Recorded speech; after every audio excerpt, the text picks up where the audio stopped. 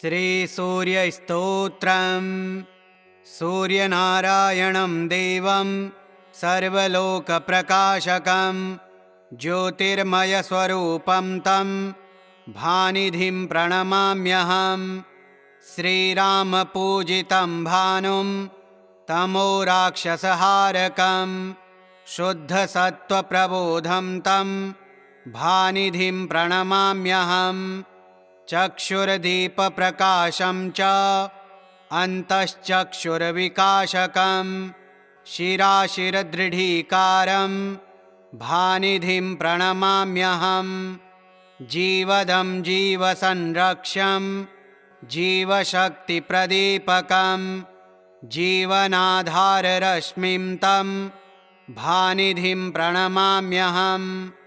आरोग्याधिपतिं वन्दे व्याध्याधिभयनाशकं दौर्बल्यापोहनं मित्रं भानिधिं प्रणमाम्यहम्।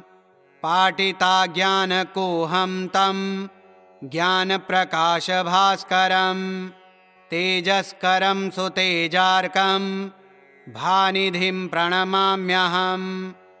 सप्ताश्वरथयानं तं सत्त्वश्वेतप्रकाशिनं सप्तश्लोकप्रसन्नं च भानिधिं प्रणमाम्यहम्। हिमसंहतिविद्रावं गङ्गाप्रवाहभासुरं हिमशेखरसाभासं भानिधिं प्रणमाम्यहम्। ऊषो गाङ्गेयरागाभं सन्ध्यानानाच्छविद्युतिं ध्यानप्रशान्तिहिम्याष्ट्रं भानिधिं प्रणमाम्यहम्। मङ्गलं सूर्यदेवाय आदित्याय सुमङ्गलं मङ्गलं द्युतिमालाय सारङ्गाय सुमङ्गलं। मयीति कीर्तितादित्य मह्यं देहि निरामयम्। मङ्गलाय नभाकोश मह्यं देहि सुमङ्गलम्। त्यागराजगुरुस्वामी शिष्यापुष्पासुगीतकं सूर्यनारायणस्तोत्रम् आयुरारोग्यदं शुभम्। सूर्यनारायणं देवं सर्वलोकप्रकाशकं ज्योतिर्मयस्वरूपं तं भानिधिं प्रणमाम्यहम्। श्रीरामपूजितं भानुं तमोराक्षसहारकं शुद्धसत्त्वप्रबोधं तं भानिधिं प्रणमाम्यहम्। चक्षुर्दीपप्रकाशं च अन्तश्चक्षुर्विकाशकं शिराशिरदृढीकारं भानिधिं प्रणमाम्यहम्। जीवदं जीवसंरक्षं जीवशक्तिप्रदीपकं जीवनाधाररश्मिं तं भानिधिं प्रणमाम्यहम्। आरोग्याधिपतिं वन्दे व्याध्याधिभयनाशकं दौर्बल्यापोहनं मित्रं भानिधिं प्रणमाम्यहम्। पाटिताज्ञानकोहं तं ज्ञानप्रकाशभास्करं तेजस्करं सुतेजार्कं भानिधिं प्रणमाम्यहम्। सप्ताश्वरथयानं तं सत्त्वश्वेतप्रकाशिनं सप्तश्लोकप्रसन्नं च भानिधिं प्रणमाम्यहम्। हिमसंहतिविद्रावं गङ्गाप्रवाहभासुरं हिमशेखरसाभासं भानिधिं प्रणमाम्यहम्। ऊषो गाङ्गेयरागाभं सन्ध्यानानाच्छविद्युतिं ध्यानप्रशान्तिहिम्याष्ट्रं भानिधिं प्रणमाम्यहम्। मङ्गलं सूर्यदेवाय आदित्याय सुमङ्गलं मङ्गलं द्युतिमालाय सारङ्गाय सुमङ्गलं। मयीति कीर्तितादित्य मह्यं देहि निरामयम्। मङ्गलाय नभाकोश मह्यं देहि सुमङ्गलम्। त्यागराज गुरुस्वामी शिष्या पुष्पासु गीतकं सूर्यनारायणस्तोत्रम् आयुरारोग्यदं शुभं सूर्यनारायणं देवं सर्वलोकप्रकाशकं ज्योतिर्मयस्वरूपं तं भानिधिं प्रणमाम्यहम् श्रीरामपूजितं भानुं तमोराक्षसहारकं शुद्धसत्त्वप्रबोधं तं भानिधिं प्रणमाम्यहम् चक्षुर्दीपप्रकाशं च अन्तश्चक्षुर्विकाशकं शिराशिरदृढीकारं भानिधिं प्रणमाम्यहम् जीवदं जीवसंरक्षं जीवशक्तिप्रदीपकं जीवनाधाररश्मिं तं भानिधिं प्रणमाम्यहम् आरोग्याधिपतिं वन्दे व्याध्याधिभयनाशकं दौर्बल्यापोहनं मित्रं भानिधिं प्रणमाम्यहम् पाटिताज्ञानकोहं तं ज्ञानप्रकाशभास्करं तेजस्करं सुतेजार्कं भानिधिं प्रणमाम्यहम् सप्ताश्वरथयानं तं सत्त्वश्वेतप्रकाशिनं सप्तश्लोकप्रसन्नं च भानिधिं प्रणमाम्यहम् हिमसंहतिविद्रावं गङ्गाप्रवाहभासुरं हिमशेखरसाभासं भानिधिं प्रणमाम्यहम् ऊषो गाङ्गेयरागाभं सन्ध्यानानाच्छविद्युतिं ध्यानप्रशान्तिं याष्ट्रं भानिधिं प्रणमाम्यहम् मङ्गलं सूर्यदेवाय आदित्याय सुमङ्गलं मङ्गलं द्युतिमालाय सारङ्गाय सुमङ्गलं मयीति कीर्तितादित्य मह्यं देहि निरामयं मङ्गलाय नभाकोश मह्यं देहि सुमङ्गलं त्यागराज गुरुस्वामी शिष्या पुष्पासु गीतकं सूर्यनारायणस्तोत्रम् आयुरारोग्यदं शुभं सूर्यनारायणं देवं सर्वलोकप्रकाशकं ज्योतिर्मयस्वरूपं तं भानिधिं प्रणमाम्यहम् श्रीरामपूजितं भानुं तमोराक्षसहारकं शुद्धसत्त्वप्रबोधं तं भानिधिं प्रणमाम्यहम् चक्षुर्दीपप्रकाशं च अन्तश्चक्षुर्विकाशकं शिराशिरदृढीकारं भानिधिं प्रणमाम्यहम् जीवदं जीवसंरक्षं जीवशक्तिप्रदीपकं जीवनाधाररश्मिं तं भानिधिं प्रणमाम्यहम् आरोग्याधिपतिं वन्दे व्याध्याधिभयनाशकं दौर्बल्यापोहनं मित्रं भानिधिं प्रणमाम्यहम् पाटिताज्ञानकोहं तं ज्ञानप्रकाशभास्करं तेजस्करं सुतेजार्कं भानिधिं प्रणमाम्यहम् सप्ताश्वरथयानं तं सत्त्वश्वेतप्रकाशिनं सप्तश्लोकप्रसन्नं च भानिधिं प्रणमाम्यहम् हिमसंहतिविद्रावं गङ्गाप्रवाहभासुरं हिमशेखरसाभासं भानिधिं प्रणमाम्यहम् ऊषो गाङ्गेयरागाभं सन्ध्यानानाच्छविद्युतिं ध्यानप्रशान्तिं याष्ट्रं भानिधिं प्रणमाम्यहम् मङ्गलं सूर्यदेवाय आदित्याय सुमङ्गलं मङ्गलं द्युतिमालाय सारङ्गाय सुमङ्गलं मयीति कीर्तितादित्य मह्यं देहि निरामयम् मङ्गलाय नभाकोश मह्यं देहि सुमङ्गलम् त्यागराज गुरुस्वामी शिष्या पुष्पासु गीतकम् सूर्यनारायणस्तोत्रम् आयुरारोग्यदं शुभम् सूर्यनारायणं देवं सर्वलोकप्रकाशकं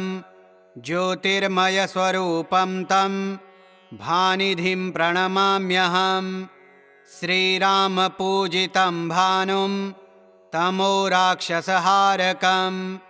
शुद्धसत्त्वप्रबोधं तं भानिधिं प्रणमाम्यहं चक्षुर्दीपप्रकाशं च अन्तश्चक्षुर्विकाशकं शिराशिरदृढीकारं भानिधिं प्रणमाम्यहं जीवदं जीवसंरक्ष्यं जीवशक्तिप्रदीपकं जीवनाधाररश्मिं तं भानिधिं प्रणमाम्यहम् आरोग्याधिपतिं वन्दे व्याध्याधिभयनाशकं दौर्बल्यापोहनं मित्रं भानिधिं प्रणमाम्यहं पाटिताज्ञानकोहं तं ज्ञानप्रकाशभास्करं तेजस्करं सुतेजार्कं भानिधिं प्रणमाम्यहं सप्ताश्वरथयानं तं सत्त्वश्वेतप्रकाशिनं सप्तश्लोकप्रसन्नं च भानिधिं प्रणमाम्यहं हिमसंहतिविद्रावं गङ्गाप्रवाहभासुरं हिमशेखरसाभासं भानिधिं प्रणमाम्यहम् ऊषो गाङ्गेयरागाभं सन्ध्यानानाच्छविद्युतिं ध्यानप्रशान्तिं याष्ट्रं भानिधिं प्रणमाम्यहं मङ्गलं सूर्यदेवाय आदित्याय सुमङ्गलं मङ्गलं द्युतिमालाय सारङ्गाय सुमङ्गलं मयीति कीर्तितादित्य मह्यं देहि निरामयं मङ्गलाय नभाकोश मह्यं देहि सुमङ्गलं त्यागराज गुरुस्वामी शिष्या पुष्पासु गीतकं सूर्यनारायणस्तोत्रम् आयुरारोग्यदं शुभम् सूर्यनारायणं देवं सर्वलोकप्रकाशकं ज्योतिर्मयस्वरूपं तं भानिधिं प्रणमाम्यहं श्रीरामपूजितं भानुं तमोराक्षसहारकं शुद्धसत्त्वप्रबोधं तं भानिधिं प्रणमाम्यहं चक्षुर्दीपप्रकाशं च अन्तश्चक्षुर्विकाशकं शिराशिरदृढीकारं भानिधिं प्रणमाम्यहं जीवदं जीवसंरक्ष्यं जीवशक्तिप्रदीपकं जीवनाधाररश्मिं तं भानिधिं प्रणमाम्यहम् आरोग्याधिपतिं वन्दे व्याध्याधिभयनाशकं दौर्बल्यापोहनं मित्रं भानिधिं प्रणमाम्यहं पाटिताज्ञानकोहं तं ज्ञानप्रकाशभास्करं तेजस्करं सुतेजार्कं भानिधिं प्रणमाम्यहं सप्ताश्वरथयानं तं सत्त्वश्वेतप्रकाशिनं सप्तश्लोकप्रसन्नं च भानिधिं प्रणमाम्यहं हिमसंहतिविद्रावं गङ्गाप्रवाहभासुरं हिमशेखरसाभासं भानिधिं प्रणमाम्यहं ऊषो गाङ्गेयरागाभं सन्ध्यानानाच्छविद्युतिं ध्यानप्रशान्तिं याष्ट्रं भानिधिं प्रणमाम्यहं मङ्गलं सूर्यदेवाय आदित्याय सुमङ्गलं मङ्गलं द्युतिमालाय सारङ्गाय सुमङ्गलं मयीति कीर्तितादित्य मह्यं देहि निरामयं मङ्गलाय नभाकोश मह्यं देहि सुमङ्गलं त्यागराजगुरुस्वामी शिष्या पुष्पासु गीतकं सूर्यनारायणस्तोत्रम् आयुरारोग्यदं शुभं सूर्यनारायणं देवं सर्वलोकप्रकाशकं ज्योतिर्मयस्वरूपं तं भानिधिं प्रणमाम्यहं श्रीरामपूजितं भानुं तमोराक्षसहारकं शुद्धसत्त्वप्रबोधं तं भानिधिं प्रणमाम्यहं चक्षुर्दीपप्रकाशं च अन्तश्चक्षुर्विकाशकं शिराशिरदृढीकारं भानिधिं प्रणमाम्यहं जीवदं जीवसंरक्षं जीवशक्तिप्रदीपकं जीवनाधाररश्मिं तं भानिधिं प्रणमाम्यहम् आरोग्याधिपतिं वन्दे व्याध्याधिभयनाशकं दौर्बल्यापोहनं मित्रं भानिधिं प्रणमाम्यहं पाटिताज्ञानकोहं तं ज्ञानप्रकाशभास्करं तेजस्करं सुतेजार्कं भानिधिं प्रणमाम्यहं सप्ताश्वरथयानं तं सत्त्वश्वेतप्रकाशिनं सप्तश्लोकप्रसन्नं च भानिधिं प्रणमाम्यहं हिमसंहतिविद्रावं गङ्गाप्रवाहभासुरं हिमशेखरसाभासं भानिधिं प्रणमाम्यहम् ऊषो गाङ्गेयरागाभं सन्ध्यानानाच्छविद्युतिं ध्यानप्रशान्तिहिम्याष्ट्रं भानिधिं प्रणमाम्यहं मङ्गलं सूर्यदेवाय आदित्याय सुमङ्गलं मङ्गलं द्युतिमालाय सारङ्गाय सुमङ्गलं मयीति कीर्तितादित्य मह्यं देहि निरामयं मङ्गलाय नभाकोश मह्यं देहि सुमङ्गलं त्यागराजगुरुस्वामी शिष्या पुष्पासु गीतकं सूर्यनारायणस्तोत्रम् आयुरारोग्यदं शुभं सूर्यनारायणं देवं सर्वलोकप्रकाशकं ज्योतिर्मयस्वरूपं तं भानिधिं प्रणमाम्यहं श्रीरामपूजितं भानुं तमोराक्षसहारकं शुद्धसत्त्वप्रबोधं तं भानिधिं प्रणमाम्यहं चक्षुर्दीपप्रकाशं च अन्तश्चक्षुर्विकाशकं शिराशिरदृढीकारं भानिधिं प्रणमाम्यहं जीवदं जीवसंरक्षं जीवशक्तिप्रदीपकं जीवनाधाररश्मिं तं भानिधिं प्रणमाम्यहम्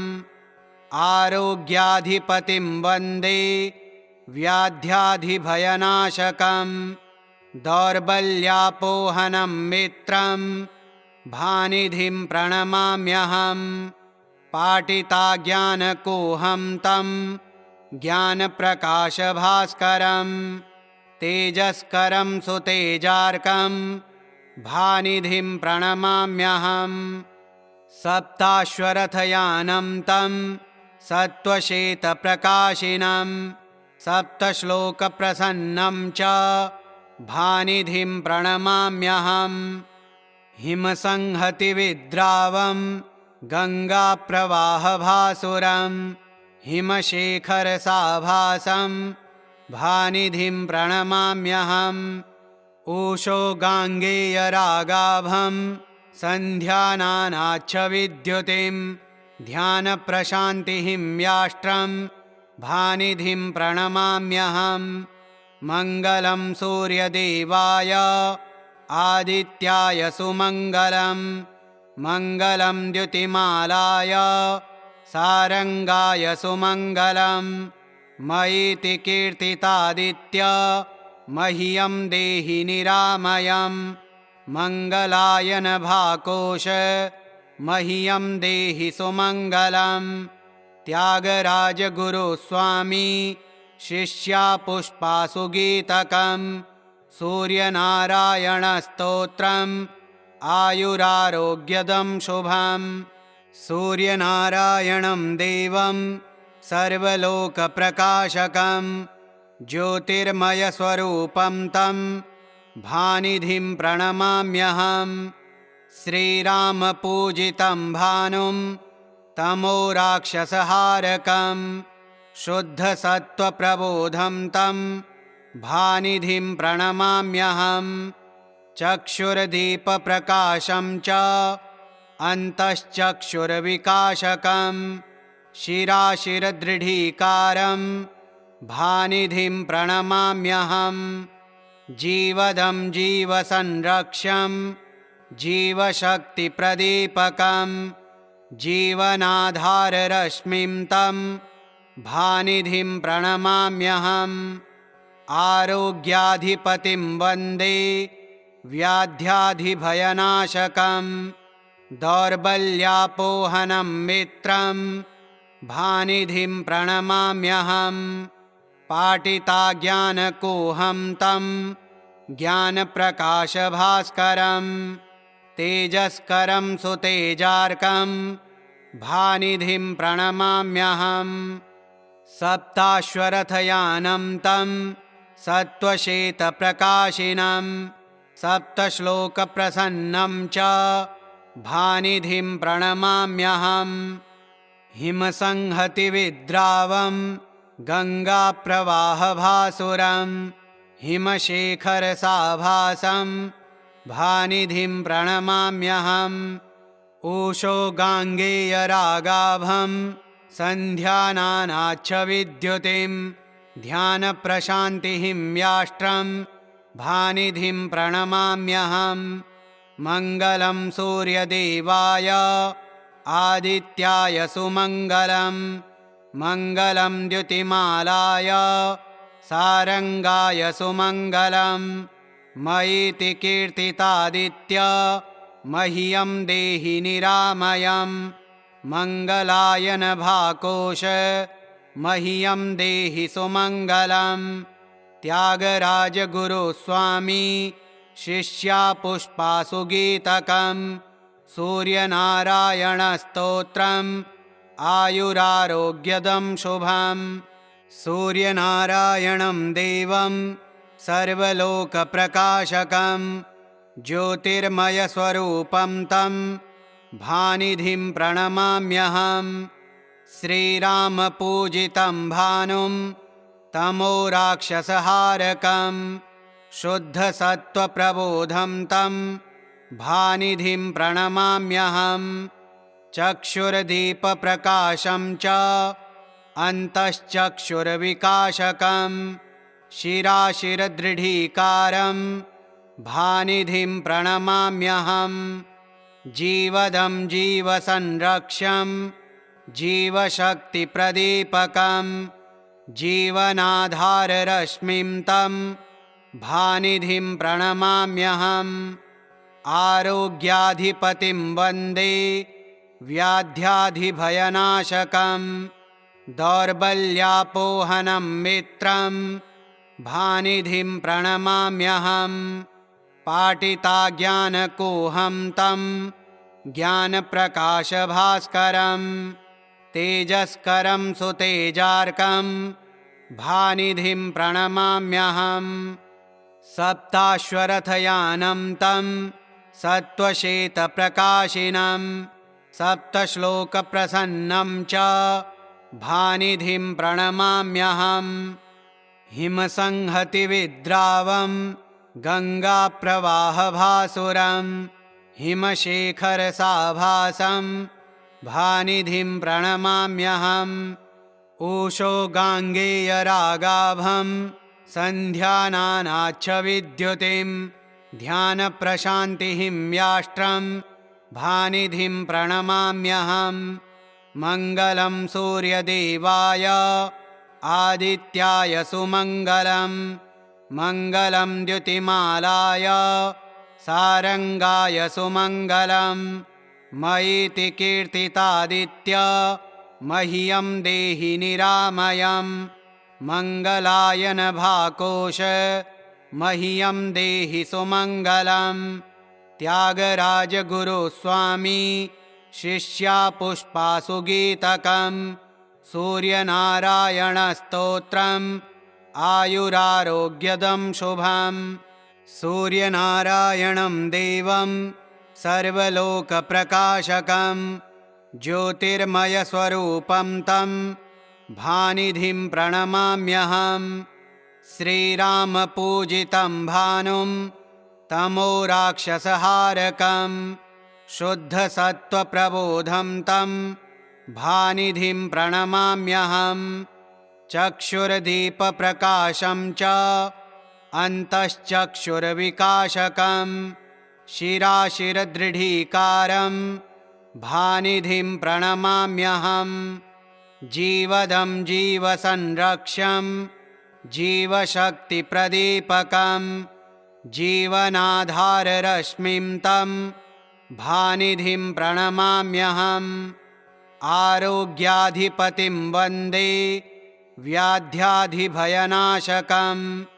दौर्बल्यापोहनं मित्रं भानिधिं प्रणमाम्यहं पाटिताज्ञानकोहं तं ज्ञानप्रकाशभास्करं तेजस्करं सुतेजार्कं भानिधिं प्रणमाम्यहं सप्ताश्वरथयानं तं सत्त्वश्वेतप्रकाशिनं सप्तश्लोकप्रसन्नं च भानिधिं प्रणमाम्यहं हिमसंहतिविद्रावं गङ्गाप्रवाहभासुरं हिमशेखरसाभासं